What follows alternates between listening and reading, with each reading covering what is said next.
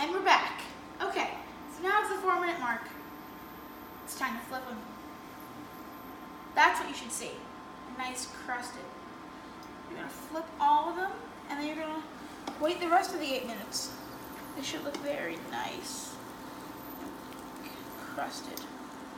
That's French toast for you. I know some people are like, why can't I just wait 8 minutes and then flip and then go another 8 minutes? No. I think you're gonna burn one side and you're gonna burn the other side because you're doing 8 minutes on both sides.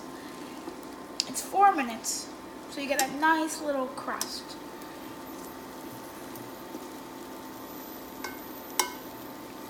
I know some of you are asking, there should be smell-o-vision.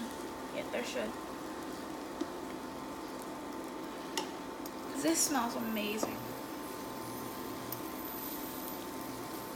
Now we have another 4 minutes. I'll see you after that.